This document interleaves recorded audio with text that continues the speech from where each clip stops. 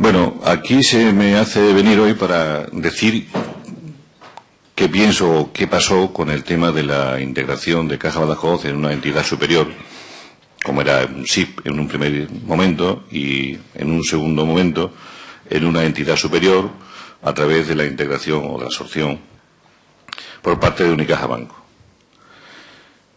Bueno, yo creo que era necesario en aquellos momentos de turbulencia que se estaba viviendo en el sector financiero no ir solo, y todo el mundo decía que ir solo era poco menos que suicidarse.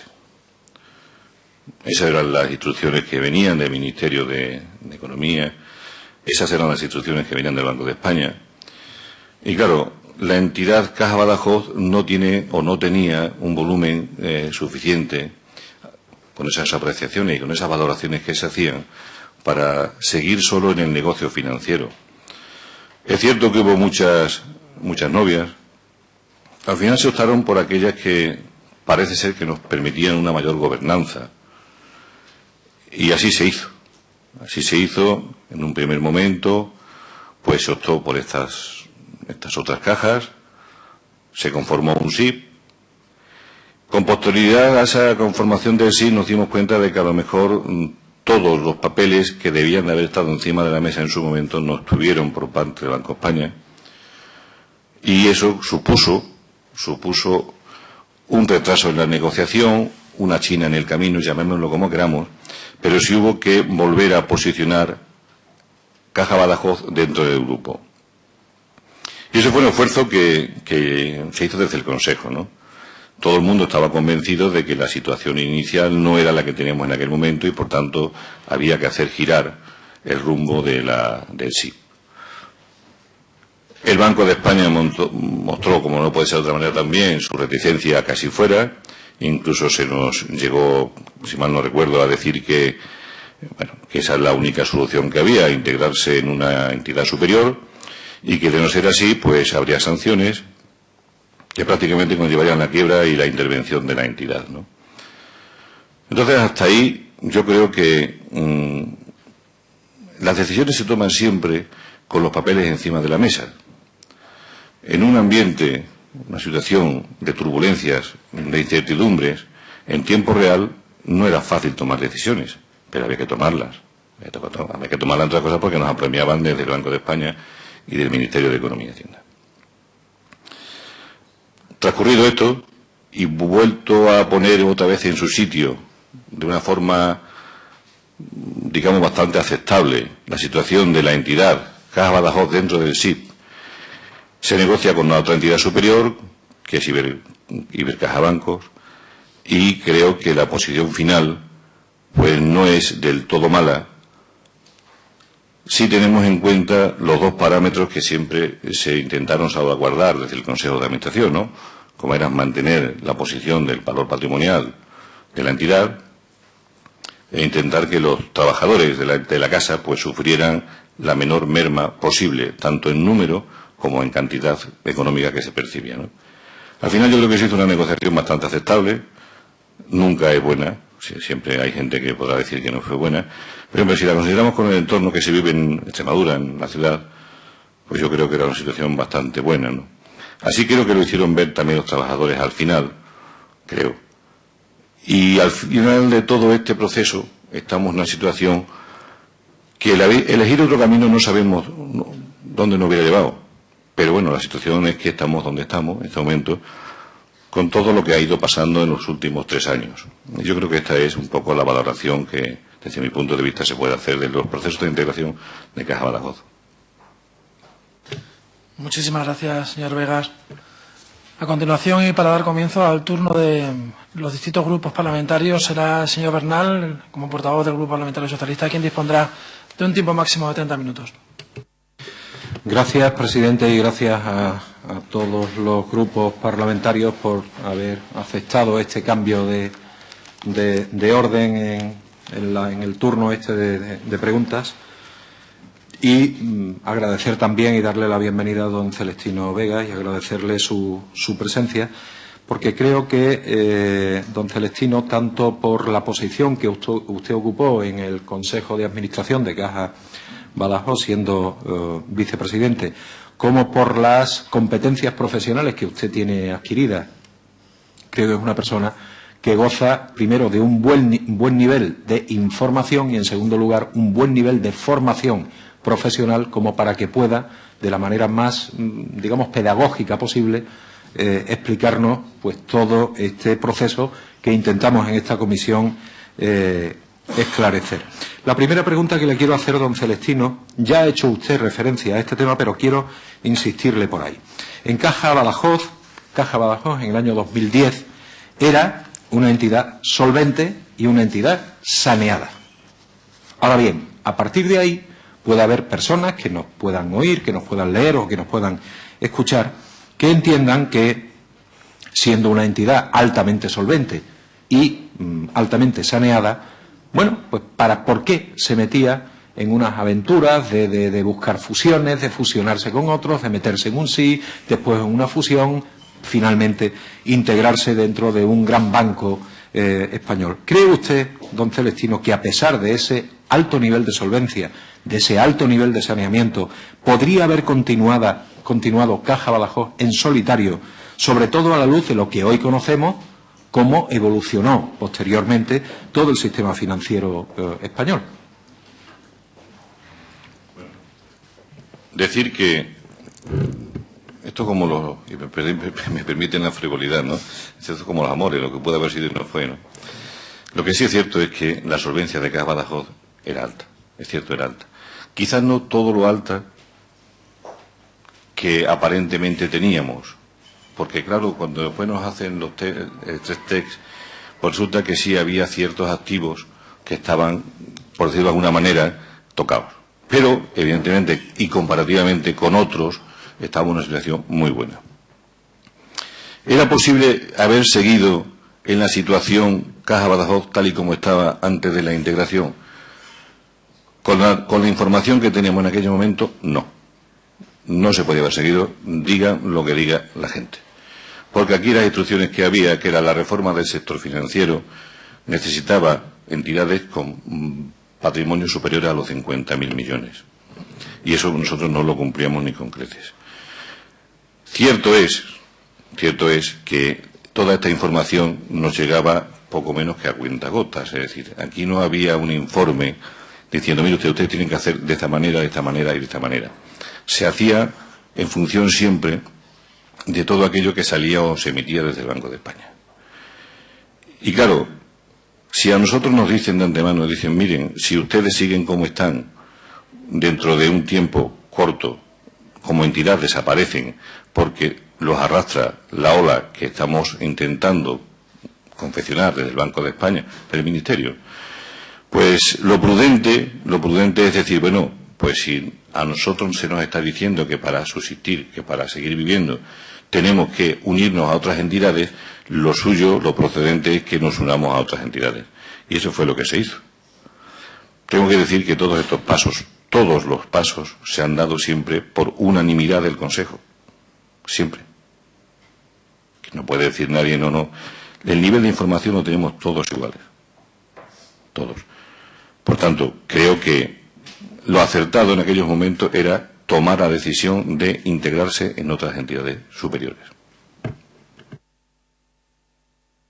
Dice usted, don Celestino, y ya ha contestado una pregunta que tenía yo aquí preparada para hacerle, que en definitiva habría sido una irresponsabilidad por parte del Consejo haber continuado en solitario, sobre todo porque se venía a venir esa ola de la que usted habla ahora, de una serie de decisiones de carácter económico y político que se toman en España, de ganar peso, de ganar volumen, de ganar tamaño por parte de las entidades financieras, y aquella que no entrara dentro de esa corriente o dentro de esa dirección, pues podría finalmente terminar desapareciendo. Y si no lo he entendido mal, ha querido decir que habría sido una irresponsabilidad por parte del Consejo. La pregunta es la siguiente. ¿El Banco de España, considera usted que el Banco de España y el Ministerio de Economía tenían absolutamente claro y presionaban no solamente a Caja Badajoz, sino a todas las entidades financieras españolas para que se subieran a esa ola, para que ganaran tamaño por la vía de las fusiones? Y si eso es así, ¿Podría haberse opuesto Caja Badajoz a esas presiones? ¿Qué consecuencias habría tenido? Bueno, que existían presiones es evidente.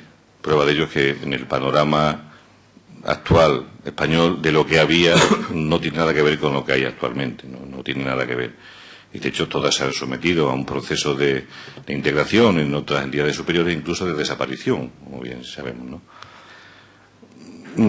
Claro, ahora decir que es una irresponsabilidad no dependía también de lo que hubiera pasado en el caso de que se hubiese optado por otra vía.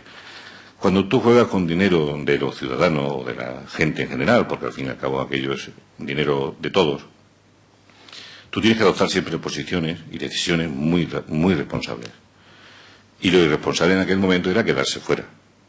Porque claro, si te están orientando desde la máxima autoridad, como el Banco de España y del Ministerio, que el camino a seguir es este, el quedarse fuera, pues podía suponer, pues lo que hemos dicho antes, ¿no? Una intervención.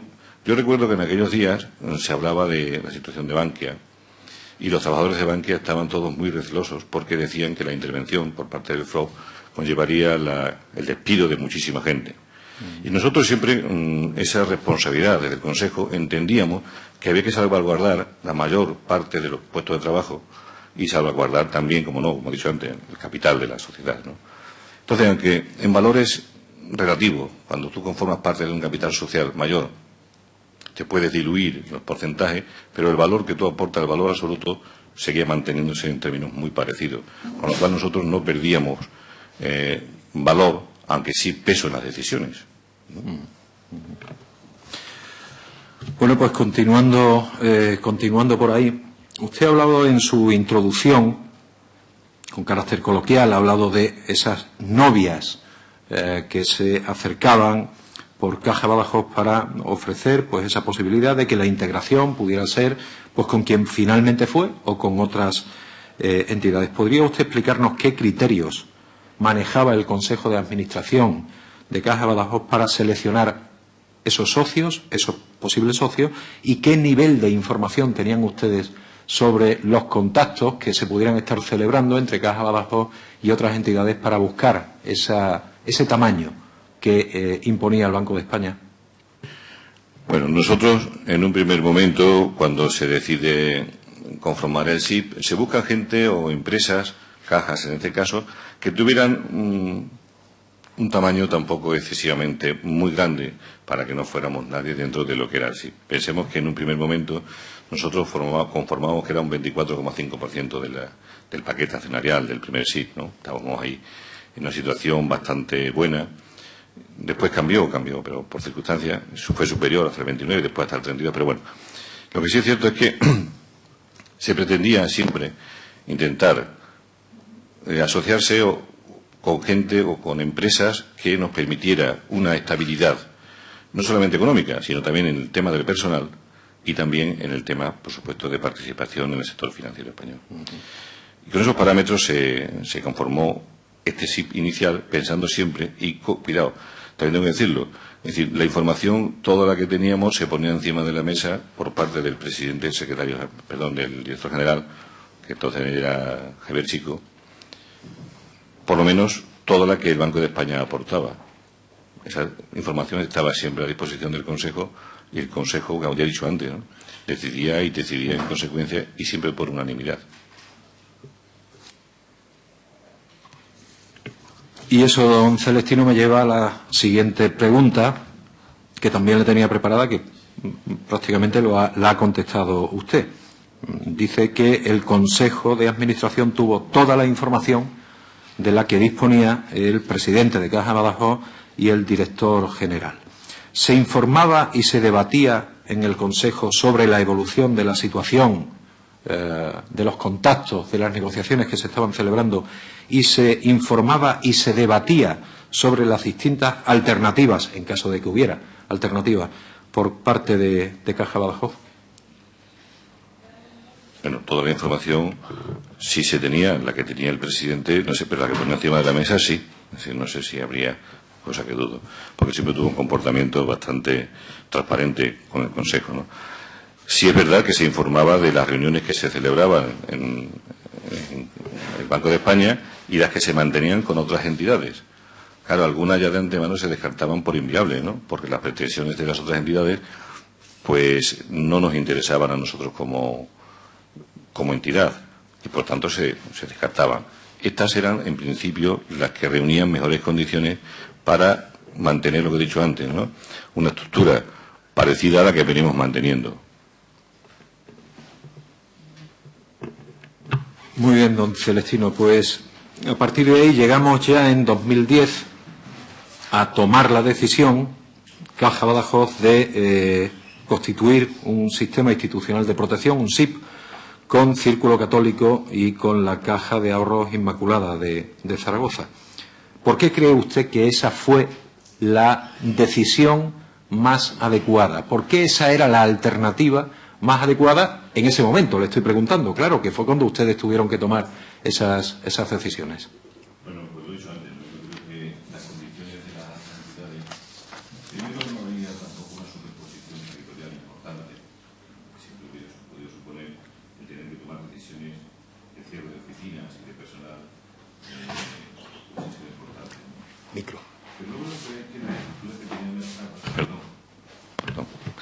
Que digo que decía que se intentaba evitar una superposición territorial también, ¿no? Que era una cosa que se consideraba. Porque, claro, una superposición territorial hubiese supuesto a lo mejor tener que cerrar muchas más oficinas, despedir mucho más personal. Pero yo también creo que la estructura de capital que había en aquel momento en las otras empresas, en las otras entidades, era similar o parecido a priori. Después descubrimos que CAI, por ejemplo, y Caja Círculo, la estructura que se nos presentaba no era la misma que teníamos inicialmente, ¿no? Pero sí es verdad que después de sopesar muy mucho cuáles eran las idóneas dentro de la obligatoriedad que teníamos prácticamente a tirar hacia adelante, las estructuras que se barajaron, los parámetros que se barajaron para decidir cuáles eran las más convenientes, eran la negociación también, como no, de la representatividad dentro del órgano de decisión, también, como no, la estructura accionarial que íbamos a quedar a tener dentro de la nueva figura y también, como no, el número de personas que deberían irse, en este caso de quedarse. Con lo cual yo creo que con esos tres parámetros, es decir, seguir teniendo voz dentro de un Consejo de Administración como Extremadura, seguir manteniendo el mayor número de puestos de trabajo de cara a los trabajadores y seguir manteniendo el capital, pues eran los parámetros, digamos, directrices para buscar a esto y no a otros. Bueno, pues con esos parámetros ustedes toman esa decisión de integrarse en un SIP y pocos días después, en enero de 2011, pocos días después de que el SIP de Caja 3 fuera aprobado, el Banco de España hizo público el resultado de una serie de inspecciones que había hecho tanto a Círculo Católico como a la CAI de Zaragoza, obligando a Caja 3 a efectuar una serie de provisiones que deterioraban sensiblemente a dicha entidad. ¿Cómo conocieron esa decisión del Banco de España en el Consejo de Administración? ¿Cómo cayó esa información? ¿Y qué decisiones adoptaron a partir de conocer esa información que hasta ese momento había sido oculta? Bueno, pues la información cayó muy mal. Cayó muy mal. Porque, siguiendo el paralelismo con las novias, la dote no era la que nosotros suponíamos que era. Cuando nosotros nos dicen que la situación de la CAI y de Círculo no era el que en principio nos habían transmitido desde el Banco de España y que se derivaban de sus balances, pues, en primer lugar, el Consejo en general rechazó la posible incluso integración en el SIP, de tal manera que se valoró y se fue a hablar con el Banco de España. Y hoy el Banco de España nos dio un ultimátum, vino a decir eso, que, oye, os seguís para adelante, os sanciono, os intervengo porque entraríais casi que en quiebra, con lo cual el destino de todos estos parámetros que nosotros hemos intentado preservar, no sabíamos cuál hubiese sido al día de hoy, la situación actual. Por lo que no nos quedaba otro remedio que negociar una salida bastante más airosa de esa situación. Si te dicen, no, para atrás no se puede ir, tiene usted que seguir hacia adelante, pues lo suyo era negociar qué parámetros o qué variables podíamos barajar nosotros para estar en una situación mejor, dentro de que estábamos enfadados. por decirlo de alguna manera, ¿no?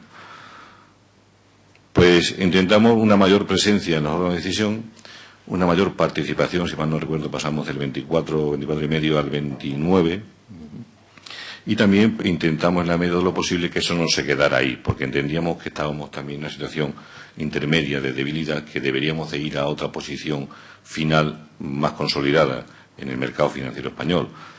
Esas condiciones, pues, fueron aceptadas. Entre otras cosas, yo me imagino que las otras entidades les obligarían, lo mismo que a nosotros, a decir, no, mira, Caja Badajoz pasa de aquí a aquí y ustedes, pues, se tienen que aguantar con menos participación.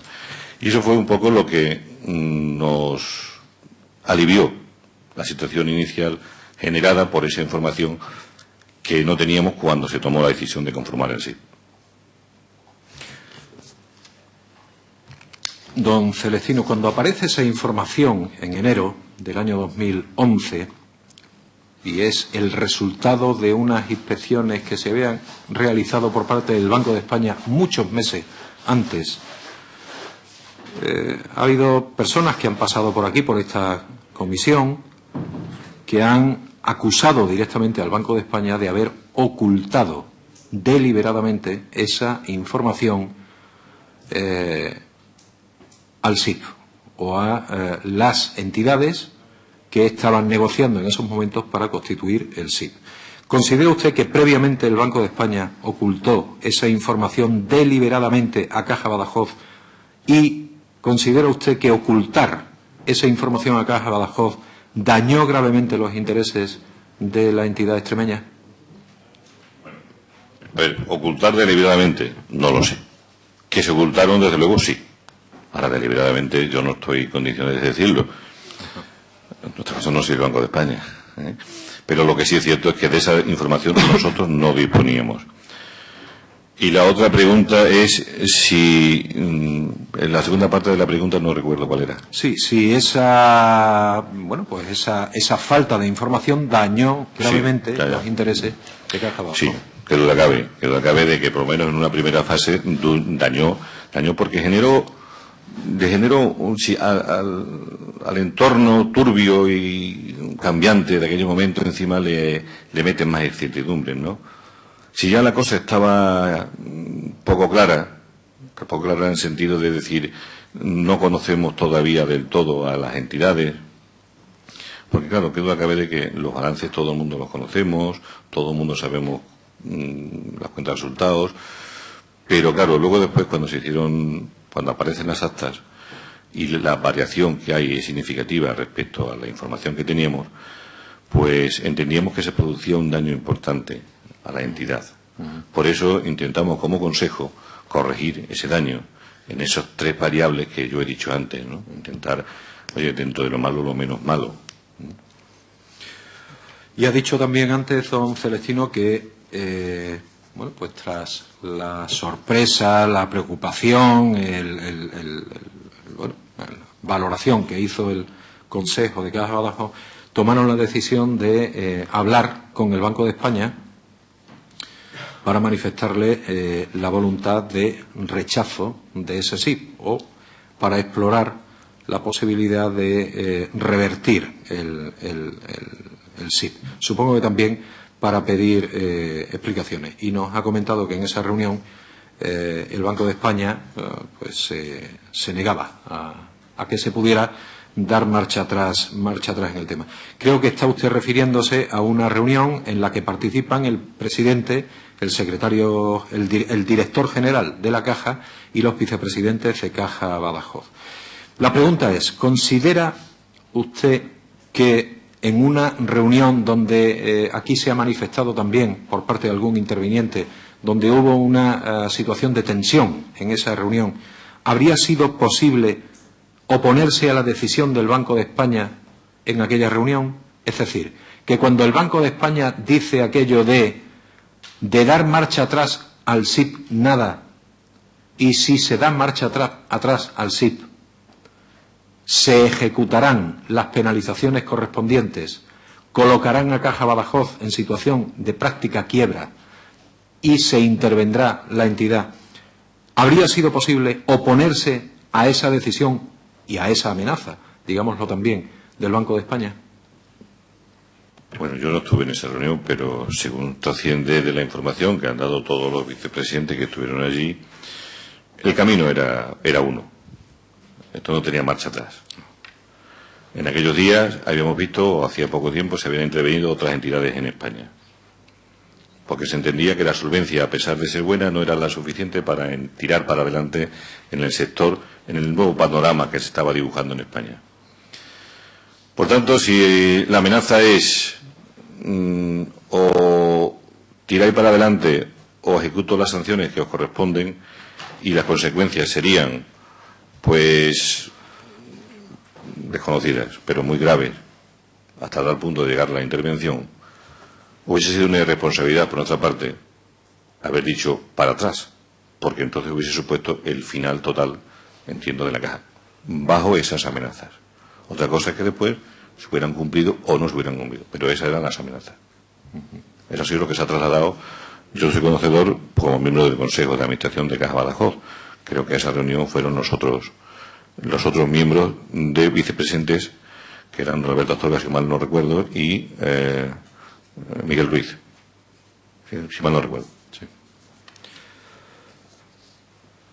Y don Antonio García Salas. Y don Antonio García Salas. Que también fue, ¿no? Participó en aquella reunión del Banco de España. Se ha referido usted que a partir de, pues de esa reunión con el Banco de España, donde se constata que sería, en palabras suyas, una irresponsabilidad haberse enfrentado con esa decisión del Banco de España, se ha referido también a que a partir de ahí el Consejo de Administración de Caja Badajoz toma la decisión de presionar a sus socios del SIP, Círculo Católico CAI de Zaragoza, en dos direcciones. Una, en que Caja Badajoz recuperara al menos parte del deterioro producido por la vía de ganar peso en el componente o en el paquete accionarial del SIP y posteriormente en la fusión caliente, digamos, cuando ese SIP se transformó ya en una pura y dura fusión, y en la segunda vía ganar tamaño la entidad que en ese momento estaba solo compuesta por las tres cajas, Caja Badajoz, Círculo y CAI Zaragoza, ganar tamaño buscando otra entidad que pudiera sumarse o a la que se pudiera sumar este banco, Caja 3, que se pudiera sumar a otra y que le diera ya la estabilidad definitiva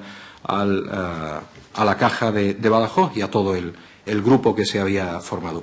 ¿Cree usted que en esa estrategia el Consejo de Administración consiguió algo? ¿Y qué fue lo que consiguió? Claro que consiguió. Si nos hubiéramos cruzado de brazos con la propuesta que nos vino de Madrid, la situación actual de la entidad sería mucho peor que la que tenemos. Pues sí, conseguimos un miembro más en el Consejo, gracias a esa presión, pero sobre todo lo más importante para mí era que pasamos de un 24,5% de participación del SIP a un 29%. Y eso era un poco intentar arreglar el deterioro patrimonial que causaba por las provisiones que nos obligaban a adoptar a raíz de esa información que salió del Banco de España. Por lo tanto, yo creo que la defensa de la Caja por parte del Consejo ahí fue decisiva. Yo recuerdo esos consejos con tensión, y los recuerdo con tensión porque nos jugamos mucho. Y todo el mundo, y todos los que estábamos convencidos de que nuestra prioridad era defender la Caja por encima de los intereses de nadie más. Por eso hubo tensión en los consejos, pero yo creo que esa tensión se rebatió en parte con la cabeza fría y se adoptó al final el camino mejor de entre los que se nos planteaban. Se pasó del 24,5% al 29%. 29%. En una primera fase, 29%. Al 29% en una primera fase y posteriormente entiendo que también, siguiendo en la misma estrategia, no solo de ganar peso dentro de lo que ya había, sino de ampliar lo que ya había, incorporando una cuarta entidad, pues posteriormente cuando Caja 3 se une al grupo o a Ibercaja Banco, pasa del 29 al 32%. A ver, don Celestino, esto es complicado de decir, pero aquí en esta comisión hemos llegado a escuchar a un compareciente que nos ha manifestado, y no sabemos si, bueno, en todo caso lo que le pregunto es su opinión, que, teniendo en cuenta que CAI de Zaragoza y Círculo Católico de Burgos eran los que habían deteriorado la situación de Caja 3, según un compareciente, esas dos entidades prácticamente hoy valían cero, no valían nada, y por tanto debería reconocerse todavía al día de hoy que ese 12,5% del Banco Ibercaja Banco que asumió o que cogió Banco Caja 3 debería ser íntegramente de Caja Badajoz. ¿Cómo valora usted, sobre todo profesionalmente, por los conocimientos profesionales que usted tiene sobre a la hora de valorar empresas, de inventariar, de saber, en definitiva, cuál puede ser el valor de una empresa? Mire, una empresa de la entidad de la que estamos hablando, de CAI y Círculo, jamás vale cero. Jamás. Jamás. Porque, entre otras cosas, los intangibles valdrían muchísimos millones. Ya no solamente el valor patrimonial que tenga, lo que son los intangibles. Por tanto, yo no sé quién ha sido ni cómo se ha dicho, pero le puedo decir y le puedo asegurar que el valor de esas entidades quizás no sea el que en un principio nos vendieron, pero que tiene un valor y es considerable. Y ya para ir terminando, don Celestino, ¿considera usted que ese 32% que finalmente coge Caja Badajoz al integrarse ya en el grupo Ibercaja Banco, equiparando prácticamente Caja Badajoz con la CAI de Zaragoza, colocándola muy por encima en el reparto del paquete accionarial de Círculo Católico de Burgos, ha logrado compensar ese deterioro que se produjo por esa información que no dispuso Caja Badajoz cuando se constituyó el SIP? ¿Se ha logrado compensar? Yo no sé si del todo, pero lo que sí es cierto es que hemos salido bastante más reparados de cómo entramos. Y esa reparación, o ese reconocimiento en este caso, de valores antes perdidos, a nosotros nos hace pensar que el pertenecer a una entidad como la que se ha conformado a última hora, con un 4%, pues nos va a generar una serie de dividendos importantes, muy importantes, para al final mantener lo que nos queda, que es la obra social, ¿no? Porque toda la actividad financiera ya no tenemos. Por lo tanto, yo creo que si ese 4%, y en función de la evolución del sector financiero en los años sucesivos, sirve para no disminuir los ingresos que vamos a tener y la realización de obras y servicios, por parte de lo que es la obra social de Caja Badajoz, de la Fundación, pues yo creo que habremos acertado. Bueno, pues termino ya con una última consideración, porque ha entrado usted ya precisamente en ese último apartado al que quería hacer referencia. Mire, don Celestino, por la información que tenemos en mi grupo parlamentario, el balance final que nosotros hacemos, y bueno, pues estaremos analizando todas las informaciones que nos vayan llegando de los distintos comparecientes, pero por ahora, ese balance final que hacemos de este complicado y de este accidentado proceso es el siguiente. Caja Badajoz se vio negativamente afectada por una, para nosotros, injustificable decisión del Banco de España, pero, sin embargo, entendemos también que se logró reaccionar desde el Consejo de Administración de Caja Badajoz, recuperando, al menos en parte, el peso que a Caja Badajoz le correspondía. Hoy Caja Badajoz está integrada en Ibercaja Banco, una entidad que entendemos solvente, una entidad con más de 3 millones de clientes en España, un activo de 64.000 millones de euros, la 9ª entidad bancaria española por volumen de negocio y, como bien ha dicho usted, don Celestino, Caja Badajoz dispone de ese 4% de las acciones de Ibercaja Banco, siendo además una de las pocas cajas que siguen vivas en España. De las 50 y tantas, yo, don Celestino, no recuerdo en este momento cuántas siguen vivas, pero poco más allá de un puñado, de una decena de las 50 y tantas, ¿no? Nos dice además hoy que con capacidad para generar operaciones financieras en Extremadura y para generar beneficios anuales que revertirán en la OBS, en la obra social en Extremadura. Entiendo, por tanto, don Celestino, que con todo esta tumultuosa, complicada evolución que ha seguido el proceso asociativo de Caja Badajoz, entiende usted, por lo último que nos ha comentado, que las perspectivas para el futuro de Caja Badajoz, a pesar de todo lo que ha pasado, pues son razonablemente buenas, y no tanto ya para Caja Badajoz, sino para los intereses de Extremadura a través de la herramienta que se llama Caja Badajoz. ¿Es así? Sí, totalmente de acuerdo en la valoración, pensando siempre en lo mismo, ¿no?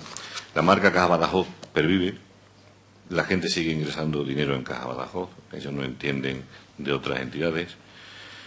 Las personas que siguen trabajando, que son amigos, compañeros, familiares, siguen trabajando, y aquellos que se han tenido que marchar pues son de unas condiciones bastante aceptables para lo que está cayendo.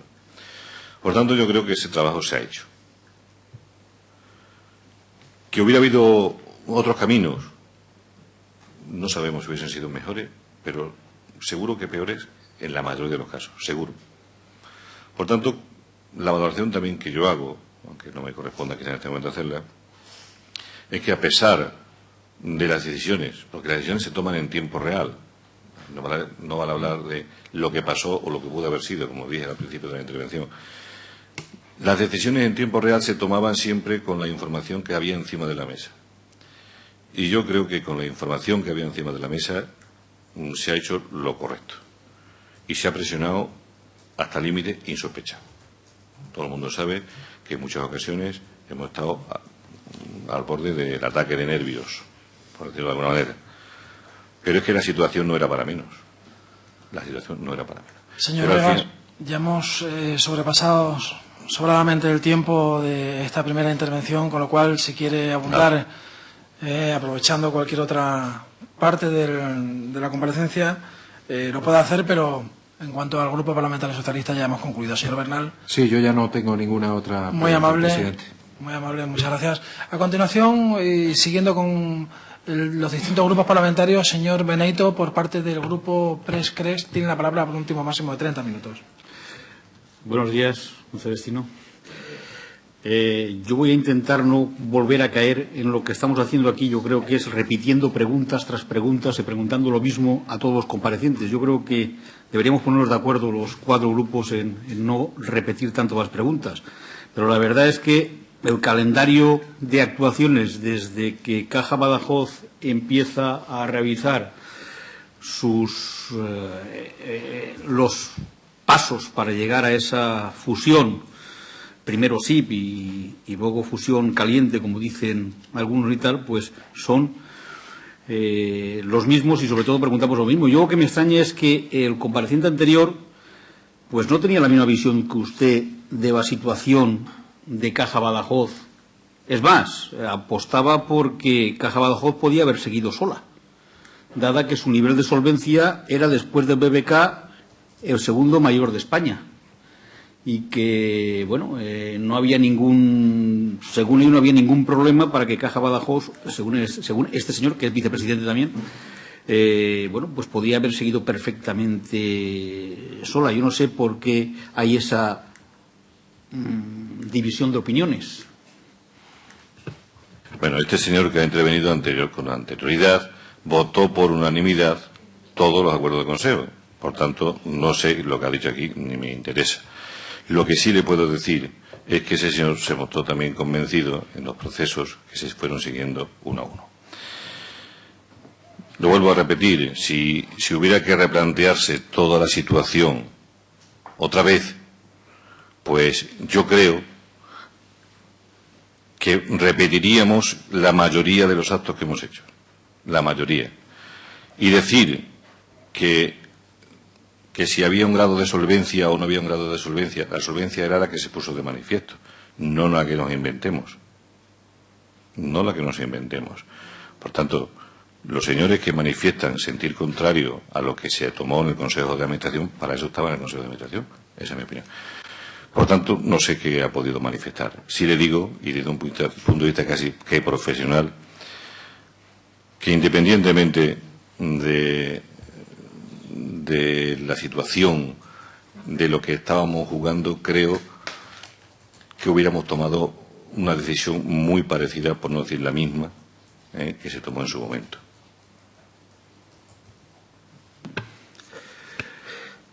También dice usted que el Banco de España, desde el principio, bueno, pues dirige u ordena a Caja Badajoz que tiene que unirse a otras entidades bancarias, a otras cajas, para conseguir un volumen y que, bajo pena, creo que han sido palabras suyas, de quiebra o intervención. Es decir, que aquí o aumentamos, nos unimos y aumentamos el volumen, o ustedes lo pueden pasar muy mal. Algo parecido, creo que ha sido dicho usted. No es la información que han dado otros de los comparecientes. Es decir, es verdad que Caja Badajoz estaba con la espada de Damocles del Banco de España para que hiciera un SIP en principio y una fusión después, sí o sí. A ver, yo creo que son dos tiempos diferentes. Uno es antes de conformar el SIP y otra vez una vez que se conforma el SIP. Yo cuando he hablado de la penalización del Banco de España es una vez que el SIP se ha conformado, no anteriormente. Anteriormente se barajaron muchas posibilidades, de todas. Desde solos, desde en compañía, con unos y con otros. Y al final se decidió ir en compañía por unanimidad y con estos por unanimidad. Sí es verdad que una vez integrado en el SIP primero y visto la información que no teníamos antes del Banco de España, nosotros intentamos incluso revertir la situación. Pero ahí fue donde se nos dice no. Para atrás, nada. Para adelante. Y en esa posición de tirar hacia adelante es donde a nosotros nos da fuerza como consejo para decir, no, mire, vale, pero así, así, así. Y si no, el Consejo de Administración no aguanta las condiciones. Y por eso digo que la función, la labor del Consejo de Administración fue importantísima en este caso. Hay otra cosa que yo no sé hasta qué punto, cuando Caja Badajoz demuestra que no ha tenido toda la información de la situación financiera de entidades como Caja Círculo Católico o Caja Inmaculada, pues lo que usted dice, intentan echar marcha atrás y entonces el Banco de España les amenaza con todas las penas del infierno. Pero resulta que el Banco de España tiene esa información desde septiembre o diciembre del 2009 y a ustedes no les llega hasta enero del 2011. ¿Cómo es posible que alguien les diga a ustedes que les van a intervenir, que van a caer en la quiebra, cuando ellos han sido los primeros que han incumplido? Y ustedes no recurren al Ministerio o no recurren a ninguna otra entidad mayor para decirle, oiga usted, ¿cómo nos va usted a castigar si es usted el que nos ha metido en este follón ocultándonos información? Porque es que yo lo que no entiendo, bueno, mucho poder tiene el Banco de España, yo entiendo que sí, y mucho miedo debió dar lo que les dijeron, porque corrieron para adelante, pero vamos, a una velocidad, considerable, porque lo lógico hubiera dicho, oiga, usted nos ha negado a nosotros información, nos han estado ocultando información durante un año. ¿Cómo se atreven ustedes a decirnos ahora que nos van a intervenir o que vamos a quedar? Que no tenemos marcha atrás. Porque digo yo que alguna instancia habrá superior al Banco de España, en este país. ¿Vale? Y el Ministerio les dice lo mismo, que también que quiebran ustedes también. No sé, explíqueme usted eso, porque es que yo lo que veo aquí es que esto es como una conspiración. Mire, correr nosotros no corremos. No corremos. Tomamos decisiones, consensuamos, debatimos y decidimos lo que más conviene para la entidad que representamos. Correr no corremos. Pero sí es cierto que se produjo una situación tensa. Es cierto. Porque claro, tú tienes que decidir dar marcha atrás o dar marcha adelante. ¿El Banco de España tuvo esa información durante un año oculta? Sí. Antes el compañero anterior ha preguntado que si era premeditada o no. Yo no lo sé. Pero sí es cierto que estaba esa información. Pero es que el Banco de España y el Ministerio iban de la mano. Había que tomar una decisión. Esta o otra que no sabemos cuál era, pero se nos pintaba muy, muy negra. Y no cabía recurso. Aquí no cabía recurso. Porque al que se iba a recurrir era al que te estaba diciendo lo que tenías que hacer. Por tanto, había que actuar de alguna manera. Y esa era la manera que había que actuar, en mi opinión. Será como usted dice, pero lo que está claro es que el Ministerio del Banco de España actuaron de una manera bastante, no sé qué adjetivo calificativo utilizar, pero que primero les ocultan información y luego les amenazan con que si se salen se van a enterar. Si estas son las formas que tiene que actuar el Banco de España en este país, pues no me extraña que haya por ahí los pufos que han estado habiendo en estas fusiones de cajas y demás.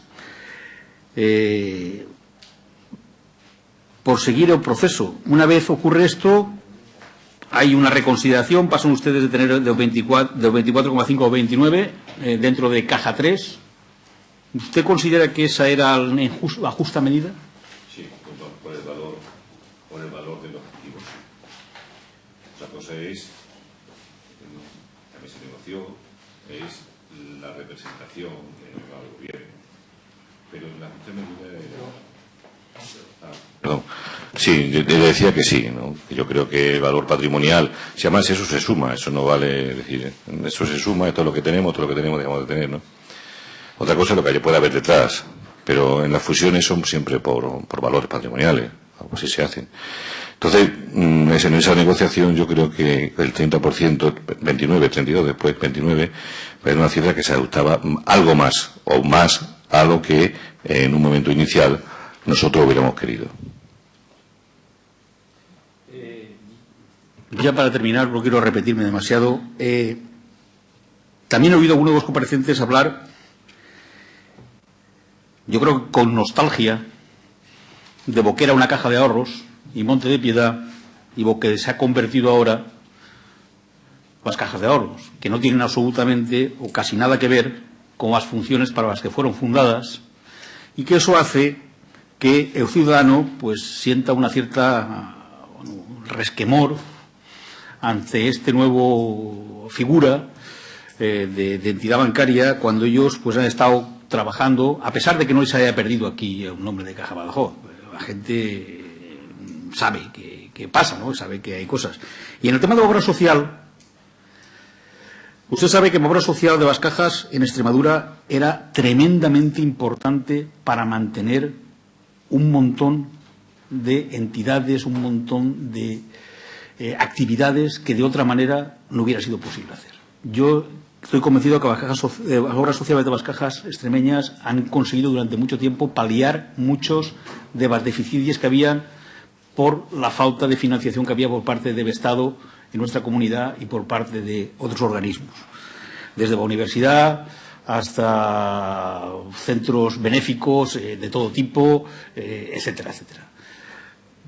Yo no estoy muy convencido de que ese tanto por ciento que dedicaban las cajas de ahorros antes a la obra social se pueda utilizar ahora, vaya a ser el mismo ahora, por lo menos, si no en tanto por ciento, si en cantidad que se vaya a utilizar. Usted hablaba de que la obra social va a seguir y que eso es algo que lo ve bien. Hay otros de los comparecientes que no lo veían tan claro. Y yo la verdad es que creo que las funciones que realizaba una caja de ahorros Monte de Piedad difícilmente se van a llevar a cabo con estos macrobancos que hemos creado en este país. Es para terminar, me gustaría que me dijera. Sí, yo no sé si estoy de acuerdo, ¿no? Yo creo que la función de las cajas se ha perdido. Las cajas tienen una finalidad que ahora son bancos. Antes había un componente, si quiere, incluso un romántico, por las fundaciones de las cajas, por parte sobre todo de los socios fundadores, que eso ha desaparecido. Y eso hay gente que le ha costado muchísimo asumirlo. Pero yo sigo pensando que con respecto al tema de la obra social, si todo continúa tal y como está configurado, no tiene por qué ser diferente, y me explico. Nosotros nos nutriremos de un porcentaje de beneficio de la entidad superior que irá a la Fundación Caja Badajoz, y la Fundación Caja Badajoz será autónoma en sus decisiones de repartir como tenga a bien ese dinero que llega a esa fundación como obra social. Por tanto, esa función sí sigue existiendo. ¿Cuánto va a llegar? Bueno, pues va a estar en función de los beneficios que tenga el grupo. Al ser más grande, es más probable que haya una sinergia de mayor beneficio, es posible, si se gestiona bien. Pero eso es un futurible, es decir, el instrumento está creado, Ahora, cómo nutrimos el instrumento, es decir, con qué fondos los dotamos, es lo que tendremos que pelear. Pero vamos, el vínculo sigue existiendo. Antes era la propia caja la autónoma de sus decisiones y ahora lo sigue siendo con la parte que le corresponde del beneficio empresarial. Por tanto, coincidiendo en que las funciones han desaparecido y que nos gustaría tener a todos una caja de seguro, pero el camino es el que es. Aquí cajas van a quedar muy pocas y yo creo que el sistema financiero español en 2 o 3 años tendrá una vuelta de tuerca más posiblemente y haya menos todavía de los que quedan. Entonces, si ese es el camino, había que seguirlo. Muchas gracias. Muchas gracias, señor Benito. Muchas gracias, señor Vegas. A continuación, y por parte del Grupo Parlamentario Izquierda Unida, señor Nogales, dispone usted de un tiempo de 30 minutos. Gracias, presidente. Buenos días, don Celestino. O buenas tardes ya, don Celestino. Y muy agradecido por haber aceptado el anticipar la comparecencia y habernos librado de una siesta numérica o financiera, ¿no? Yo, en primer lugar, me gustaría situar una cuestión, porque parece ser que por determinadas preguntas y respuestas da la sensación que en esta comisión de investigación se está intentando juzgar el papel que ha desarrollado el Consejo de Administración de Caja Badajoz, los miembros de la Asamblea. No, no es eso. Por lo menos la disposición del Grupo Izquierda Unida no es esa, en absoluto. Y creo que el del resto de los grupos tampoco, porque ya lo estuvimos hablando. Lo que sí consideramos, y lo manifesté además en una reunión informal que tuvimos y llegamos al acuerdo, es que era necesaria esta comisión de investigación porque detectábamos que la actuación del Banco de España, y no solo del Banco de España, en este proceso no ha sido lo diligente que corresponde al órgano supervisor del Banco de España, no de los miembros del Consejo de Administración ni de la Asamblea General, aunque puede que no estemos de acuerdo con determinadas decisiones, con determinadas votaciones que se hayan llevado. Pero eso no conlleva prejuzgar que ha habido votaciones o decisiones que se hayan tomado por intereses que sean ajenos al interés de Caja Badajoz. Nosotros consideramos que todas las actuaciones que ha habido, de todos los miembros del Consejo, las votaciones, iban para el mejor fin, para el mejor futuro de Caja Badajoz. Después se haya acertado o no se haya acertado, ese ya es otro tema. Yo no creo que se haya desacertado tanto. Lo que sí consideramos nosotros es que la actuación del Banco de España no ha sido lo diligente, todo lo diligente que tenía que haber sido. Y lo digo por lo siguiente, no es solo opinión de Izquierda Unida. En enero de este año, del 2013, los medios de comunicación escritos de este país, más solventes, El País, El Mundo, incluso en el ABC, daban la noticia de que la Asociación de Inspectores del Banco de España denunciaba al órgano supervisor por mirar hacia otro lado ante determinadas auditorías, actas de inspección que se estaban realizando en entidades financieras e incluso en algunas donde se advertía de la posibilidad hasta de delitos y que el órgano supervisor miraba de lado porque estaba mirando más al final de toda la reestructuración bancaria que a lo que estaba sucediendo en cada uno de los procesos. Y eso no lo digo yo, eso nada más que hay que coger el diario El País del 6 de enero del 2013 y se puede ver en la primera página y después 2 páginas enteras, que son las asociaciones de inspectores del Banco de España, los que hacen las inspecciones. O sea que, puesto eso ahí, voy a cuando le han preguntado anteriormente, ¿ocultaba deliberadamente el Banco de España información? Y usted ha respondido con muchísima razón, dice, hombre, ocultaron. Evidentemente ocultaron. Si se oculta, es deliberadamente. Esa es mi opinión, es deliberadamente. Porque si el órgano supervisor no conoce la vida y milagro de cada una de las entidades financieras de este país, yo desde luego no creería que ahora mismo es de día. Conoce todo, absolutamente todo. porque evidentemente no solamente hace las inspecciones, sino que conoce y dice tal. Sí me ha asombrado, a lo mejor es debido a un lenguaje coloquial, que puede haber dicho que el Banco de España amenazó. No, eso sí me gustaría, si lo puede, su opinión, y aquí estamos dando opiniones, lógicamente, porque no estamos juzgando a ningún miembro ni nada de nada, sino simplemente lo que queremos es informarnos más profundamente de todo. ¿Amenazó el Banco de España? Vamos a ver. En primer lugar, la intervención del Banco de España, yo sigo pensando que tenía una directriz muy clara, ¿no? Una premisa de partida, decir, mire, aquí hay que fusionar las cajas y hay que buscarse la vida unos con otros y otros con unos. Esa fue la premisa de partida inicialmente. El sistema financiero español tiene que quedar de esta manera y aquí hay que quedar menos entidades. Bien, esa yo creo que fue la premisa de partida, ¿no? Yo estoy de acuerdo en que en la matización, ¿no?, de si ocultó premeditadamente o no. Es decir, que ocultó es cierto. Tú puedes ocultar porque a lo mejor se perdieron los papeles. Entendamos, pero yo no quiero decir que sea premeditado. Lo que sí es cierto es que nosotros no dispusimos de una información que el Banco de España tenía en su poder, o que tenía escondida o guardada o perdida, y nosotros nos la hacen llegar una vez que hemos tomado una decisión muy importante. Entonces, por tanto, sí es cierto de que el Banco de España ocultó esa información. Por eso yo decía premeditadamente, no sé si premeditadamente conlleva decir no se la doy hasta que no se fusione. Que a lo mejor sí, pero yo no lo puedo asegurar.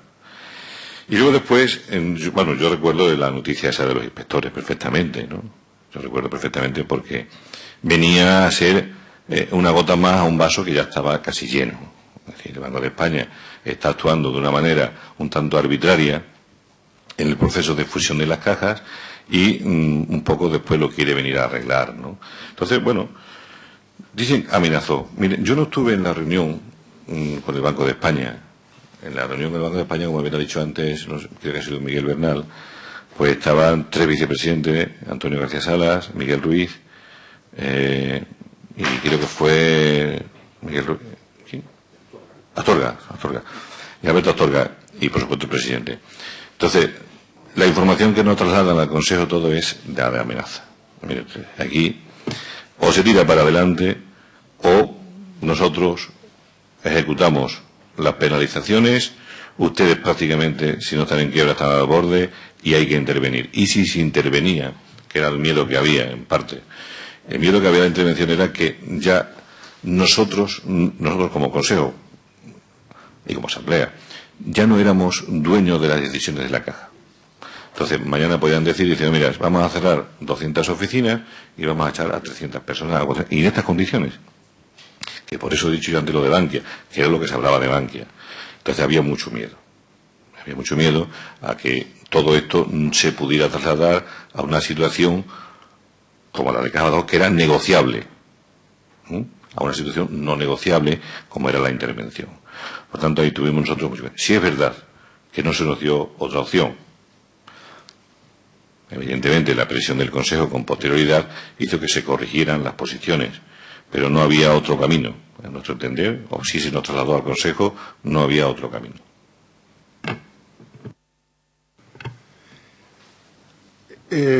Cuando se hacen las actas cuando se hacen las inspecciones en el segundo semestre del 2009 en las dos entidades que después se inicia el proceso del Círculo Católico y Caja de Ahorro Inmaculada, pues precisamente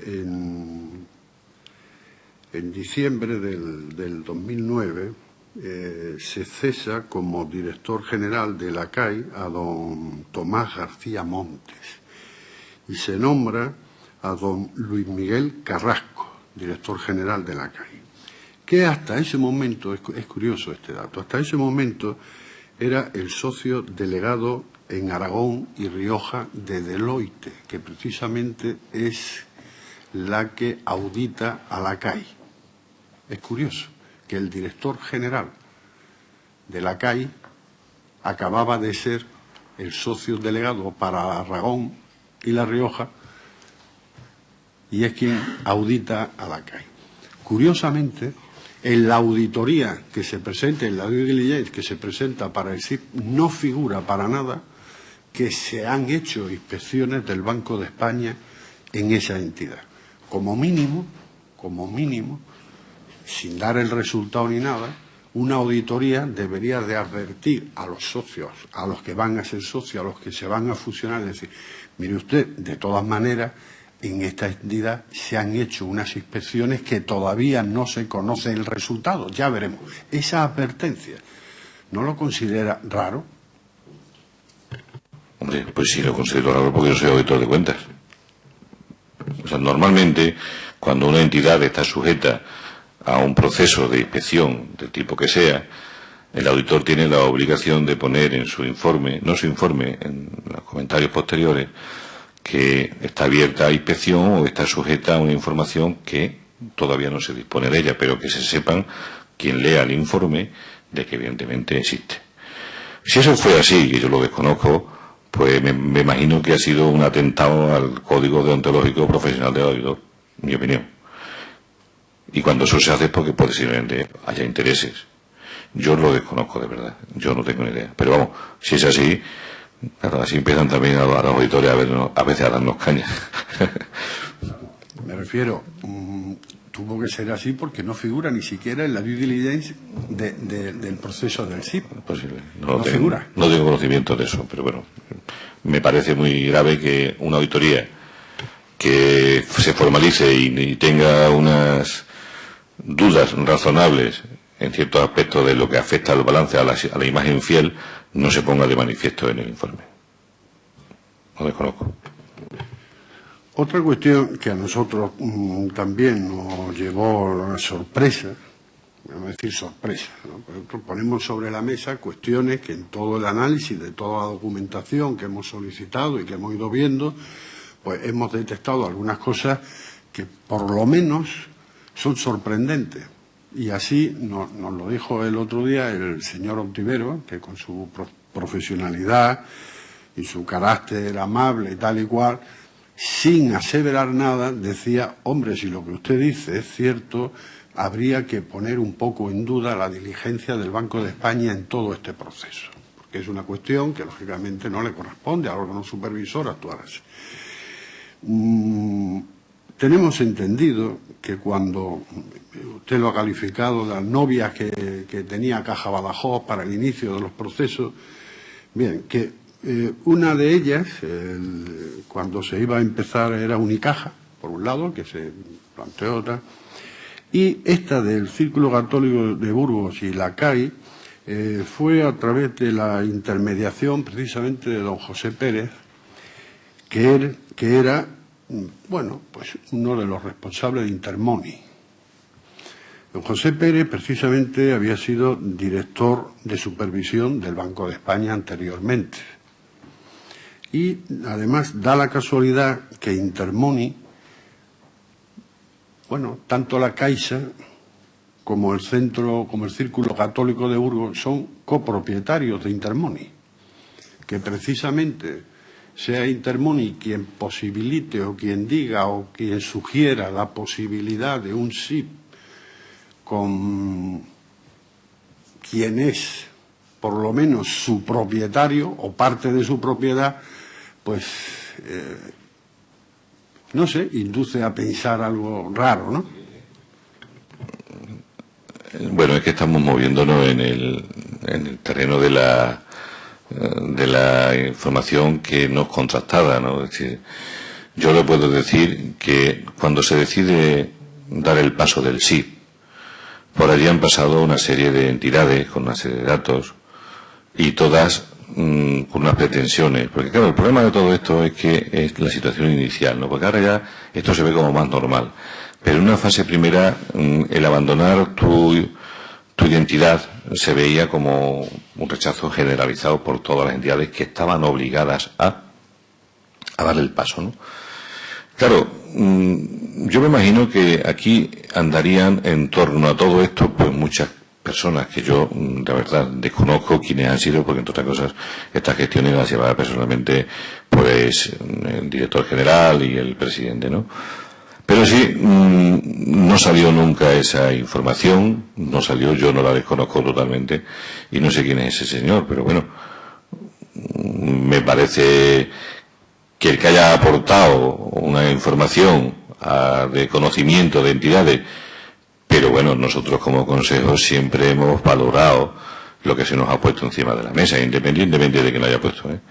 Por tanto, creo que, no sé si ese señor tiene mucho poder de actuación sobre esas dos entidades, lo desconozco, no tenía ni idea de lo que me estaba planteando. Sí le digo que, claro, que duda cabe de que siempre se buscan personas que sepan de otras entidades, ¿no?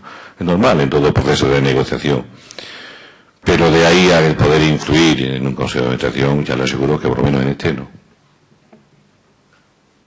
No, yo no digo que pudiera influir, Digo que en el Consejo de Administración de 27 de mayo de 2010, cuando se llevan estas propuestas, figura estas dos como de las dos más favorables, y una de ellas era Intermón y precisamente a intermediación de don José Pérez, que había sido precisamente el director de supervisión del Banco de España anteriormente.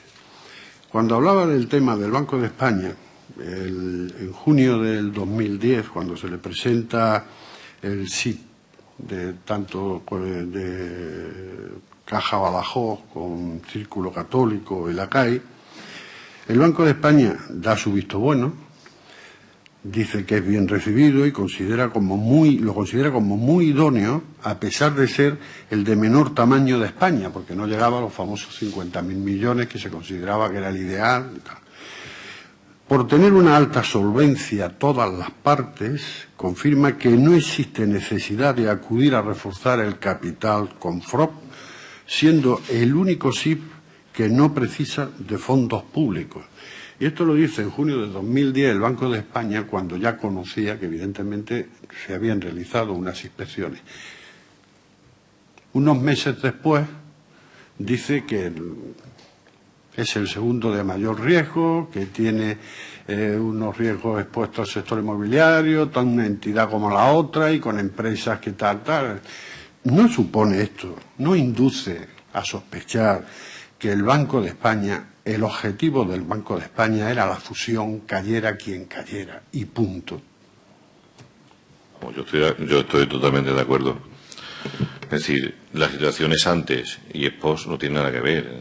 De hecho, ahí está, ¿no? Antes éramos todos magníficos y luego después, pues no todos éramos magníficos, ¿no? Yo creo, lo he dicho antes también, o sea, que en respuesta, ¿no? Yo creo que había una premisa de partida, ¿no? Es decir, el Banco de España tenía la función de integrar las cajas de la mejor manera posible. Y ahí en esa integración, pues yo creo que se ha considerado poco la procedencia, la forma de actuar de cada uno. Simplemente había un trabajo que hacer y yo creo que no ha tenido contemplación ninguna. Ha fusionado las cajas, se han fusionado y al final, bueno, pues el resultado es el que tenemos, ¿no? Yo también creo que el objetivo principal del Banco de España era lograr fusiones. Y ahí en ese proceso, pues evidentemente se puede haber cometido ese tipo de error que están poniendo de manifiesto. Claro, es lo que le he dicho. El objetivo del Banco de España era ese, caiga quien caiga, ¿no? O sea, entonces, si usted estuviera sentado aquí en la Asamblea y fuese diputado extremeño, el objetivo, el central que le movería como diputado extremeño y, lógicamente, en su función de miembro del Consejo de Administración de la Caja de Badajoz, pero siendo diputado extremeño, lo que le tiene que mover es a defender no la actuación del Banco de España, sino cuáles han sido, qué ha pasado con los intereses de Extremadura en este proceso. La conclusión que hemos llegado varias veces y con algunos de los comparecientes es que se ha perdido el centro de decisión en Extremadura. Lógicamente se pierde el carácter de caja, eso es evidente, pero eso ya es por la bancarización de las cajas.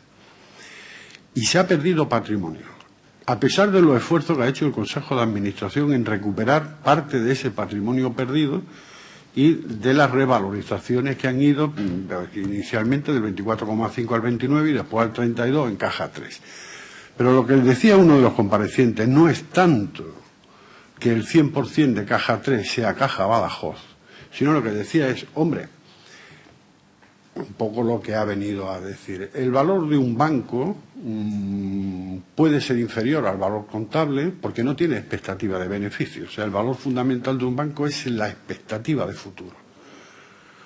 El de Caja Badajoz, todo el mundo planteaba que sí tenía expectativas de futuro, incluido estando en Caja 3. Y que al estar en Caja 3, como sale esos activos tóxicos, la pérdida de los activos hace que Caja Badajoz pierda más de lo que ha recuperado. Y que, lógicamente, ahora en la valoración que hay que hacer de esa Caja 3, el valor de Caja Badajoz tenía que ser superior a ese 32%. Esa era la valoración que hacía ese comparador, con la cual estábamos pues, más o menos de acuerdo en esa valoración. Y esto no va en detrimento de los logros que ha conseguido el Consejo de Administración de llegar hasta el 32. Claro, lo que sí decía es, hombre, consideramos que el 32 todavía no es suficiente. ¿Qué opina de ello? Yo me hubiera gustado que me hubieran dado el 90, la verdad, pero no puede ser. Mire, cuando se negocia una fusión, y más a 3 partes, y una fusión en la que inciden tantísimas variables, como es el volumen de negocio, como es el personal, la cualificación, la edad, la implantación territorial, no se puede medir solamente lo que es sumar. Yo tengo 25 millones en acciones, tú tienes 30, no. Eso entra dentro de lo que es la negociación. Lo que tienes que procurar siempre es que no pierda valor patrimonial, porque el otro es subjetivo. Pero lo que es objetivo es objetivo. Y nosotros en los valores objetivos no hemos perdido. Entonces, claro, imaginemos que con posterioridad la marca CAI, por lo que ha pasado, se deteriora en exceso. ¿Qué valor le hemos dado en participación nosotros a la CAI? Bueno, pues una participación que entendíamos que era razonable una vez que le hemos quitado parte de lo que le dimos en un principio. ¿Que podría haber sido más? Sí. Pero también tenemos que entender que, y yo es una de las posiciones que mantengo del inicio, ¿no? Yo soy de los que piensan que Caja Badajoz, como Caja Badajoz sola, en el momento aquel no era viable. En aquel momento. Yo no sé si ahora sería viable, pero en aquel momento no lo era. ¿Por qué? Pues porque las turbulencias nos hubieran arrastrado, fijo. Y hubiésemos tomado una decisión quizá más precipitada con posterioridad y haber tenido que abrazar a otras cajas en unas situaciones tan malas o incluso peores. Por lo tanto, yo creo que siempre aspirando a más, porque yo entiendo que como extremeños tenemos que aspirar a tener la máxima representación y el máximo capital posible en el accionariado de esta nueva entidad, pero también hay que ser consecuentes. Es decir, ¿tenemos lo que nos merecemos o tenemos menos de lo que nos merecemos? En economía eso es muy relativo. Eso es muy relativo. Lo que nosotros mantenemos es que de las salvaguardas que nos pusimos en un principio, como era personal y valor patrimonial, que derivaran con posterioridad en una afluencia de dinero para lo que era nutrir la Fundación para la obra social, eso se ha mantenido. Y se ha mantenido en términos muy parecidos al valor que teníamos antes como caja. En términos parecidos. ¿Que podríamos haber negociado más las otras variables? Bueno, pues yo ya ahí no puedo opinar porque no lo sé. Es decir, no lo sé en el sentido de que cuando se pone encima de la mesa las oficinas, eso es bueno o es malo, depende. Depende si valoramos la introducción o no la valoramos. Porque si las oficinas están perdiendo, pues no nos vale. Aquí había oficinas de Caja Badajoz que estaban perdiendo. Muchas. Otras no. Pero es que además se causó un deterioro muy importante con todas las noticias que empezaron a aflorar en los medios de comunicación. Nosotros tuvimos una fuga masiva de capital. Caja Badajoz. Porque la gente no veía solución a Caja Badajoz. Se unieron noticias que salían en prensa, se unieron el tema de los trabajadores y la gente acabó viendo un peligro el tener dinero guardado en la Caja Badajoz. Claro, todo este tipo de presiones hace que tú no te puedas sentar tampoco en una mesa muchas veces a decir, no, mire, esto es lo mío, si quiere lo coge y si no lo deja, no. Aquí estábamos había 3 partes y había un coordinador general, que era en este caso Banco de España. Y atendiendo los criterios de unos y de otros, al final yo creo que se conformó esta mezcla. Que bueno, ¿Estoy contento? No. ¿Insatisfecho? Pues tampoco. Pero decir, podríamos haber tenido más o menos. O menos. Dependía. Sí, usted coincide con lo que el otro día manifestó el señor Ontivero, ¿no? Los costes de distracción. O sea, en todos los procesos de fusión los equipos están mucho más pendientes del proceso de fusión y de la valoración que de los costes de gestión, y entonces eso hace una pérdida, que siempre hay unos costes de distracción y tal. A mí me gustaría preguntarle, por conocer su opinión cualificada en el tema, y además sin ninguna intencionalidad. En la asamblea del 21 de noviembre de Caja Badajoz, la asamblea de Caja Badajoz, cuando se aprueba la segregación de los activos y del negocio, que hay una intervención de un miembro de la económica diciendo que no se haga, que es el momento de poder parar y tal cual, y sale la votación mayoritaria, ¿no? El 114 en 148 diciendo que sí, que se continúa y tal. ¿Cómo con esa, que la dieron también por escrito y lo decían, y era una opinión cualificada, ¿no? Lo que se estaba manifestando, pues decía, oye, que perdemos la identidad como Caja Badajoz si se hace esa segregación, y lógicamente la realización de la actividad financiera indirecta, ¿no? A través de Caja 3. ¿Qué le movió a que tenía que ser, que había que continuar, que no se podía ir parar ese proceso? Bueno, tengo que decir en primer lugar... Sí, eso digo. En primer lugar tengo que decir que me sorprendió la actuación de personas en la Asamblea que en el Consejo habían votado una cosa y después en la Asamblea votaron otra. No lo entendí. Porque además tampoco pusieron excesivo reparo en el Consejo. No sé qué le hizo cambiar de opinión. Pero yo creo que, y todos los miembros del Consejo, actúan en consecuencia, valorando siempre el camino con una certidumbre, con alto grado de cumplimiento, es decir, un camino que sabíamos que se iba a cumplir un 80-90%, a otro camino que desconocíamos el más mínimo grado de cumplimiento, como era andar solo, si se hubiese podido andar solo. Entonces, aquí cuando te sientas en un consejo de administración y tienes que tomar decisiones, siempre tienes que ver tú para qué estás, tú por qué estás aquí, ¿para qué valoras? Pues nosotros valorábamos la defensa de la caja y valorábamos la defensa del patrimonio de la caja, la identidad de la caja y, por supuesto, los trabajadores, que para nosotros era una de las patas más importantes de toda la negociación. Y eso se salvaguardaba en un grado alto, se salvaguardaba. Por tanto, nosotros entendíamos que ese paso había que darlo. El otro camino era una temeridad cogerlo, en mi opinión, me ha preguntado mi opinión personal, yo estoy dando. Era una temeridad. ¿Por qué? Porque era abocar a la caja a un futuro totalmente incierto, y ahí sí nos podían haber llamado irresponsables. Porque claro, cambiar algo que más o menos te garantiza la continuidad, te garantiza el empleo, por algo que no sabíamos absolutamente nada de qué iba a pasar, hombre, pues yo creo que la elección no es muy difícil. Por eso yo entendía que había que continuar hacia adelante. Señor Nogueré, le ruego vaya finalizando. Ha sobrepasado ya su tiempo, pero vaya finalizando. Espero que no le queden muchas cosas que preguntar. Muchas gracias, señor presidente. Muchas gracias por la comparecencia y finiquitado el asunto. No quería.